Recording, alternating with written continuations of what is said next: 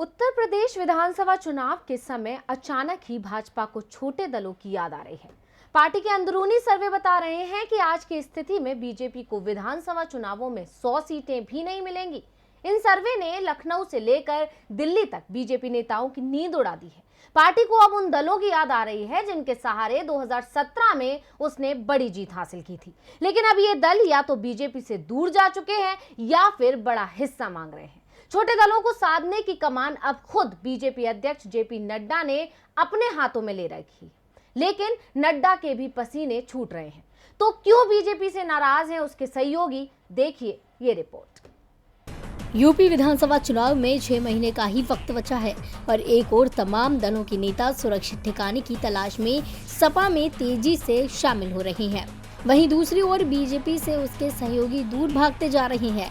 योगी आदित्यनाथ को लेकर पार्टी मुश्किल में फंसी हुई है। पार्टी के अधिकांश विधायकों का कहना है कि पूरे 4.5 साल में अपनी ही सरकार में उनकी नहीं सुनी गई। दावा किया जा रहा है कि 60% विधायक योगी की कार्यशैली से नाराज हैं और उन्हें डर लग रहा है कि योगी के नेतृत्व में चुनाव लड़ा तो जीत मुश्किल है, लेकिन योगी को हटाकर चुनाव लड़ा तो जीत और भी मुश्किल है। पार्टी का अंदरूनी सर्वे 100 से कम सीटों पर बीजेपी की बढ़त बता रहा है।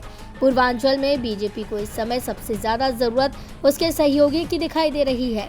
2017 में यहां सुहेल देव भारतीय समाज पार्टी और अपना दल के साथ बीजेपी ने गठबंधन किया था। एलजेपी ने शुरुआत में कुछ सीटों पर चुनाव लड़ने का ऐलान किया था, लेकिन बाद में बीजेपी के दबाव में रामविलास पासवान ने बीजेपी के समर्थन में उम्मीदवार न उतारने का ऐलान कर दिया।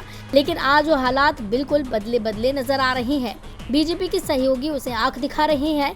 अपना दल सिर्फ एक कैबिनेट सीट को लेकर नाराज है। मोदी सरकार में अनुप्रिया पटेल को जगह न दिए जाने के बाद से ही अनुप्रिया अपनी नाराजगी सार्वजनिक करती आ रही हैं। लेकिन अब कहा जा रहा है कि मंत्रिमंडल विस्तार में उन्हें जगह मिल सकती है। लेकिन अब अपना दल की ओर से 20 सीटों पर दावा कर दिया गया, जबकि 2017 में बीजेपी ने अपना दल को 12 सीटें दी थी। निषाद पार्टी तो गठबंधन से पहले ही बीजेपी को आंख दिखा रही है। संजय निषाद ने तो सार्वजनिक रूप से कह दिया है कि यदि उनकी मांगें नहीं मानी गई, योगी कैबिनेट में उनकी पार्टी को जगह नहीं दी गई और विधानसभा चुनावों में भी सम्मानजनक सीटें निषाद पार्टी को नहीं मिली, तो बीजेपी के साथ चुनाव लड़ने की कोई संभावना नहीं है। सुहेल देव भारतीय समाज पार्टी तो बीजेपी से बात तक करने को तैयार नहीं है।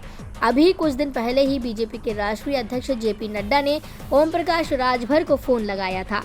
नड्डा राजभर से दिल्ली में बैठक कर बात करना चाहते थे, लेकिन राजभर ने उनसे कह दिया कि आप मेरे पीएस से बात कर लीजिए।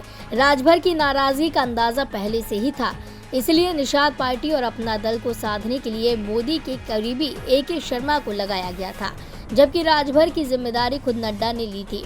मुश्किल एलजेपी को लेकर भी बीजेपी के सामने खड़ी हो गई है। रामविलास पासवान को तो बीजेपी ने समझा लिया था, लेकिन आज एलजेपी में जो स्थिति है उसमें क्या चिराग को बीजेपी यूपी में चुनाव लड़ने से रोक पाएगी, क्योंकि पूर्वांचल की कई सीटों पर एलजेपी का प्रभाव है। बीजेपी की परेशानी बढ़ती जा रही है। ऐसे में सवाल है, क्या इस बार बीजेपी को अकेले ही यूपी चुनाव लड़ना होगा? DB लाइव की रिपोर्ट।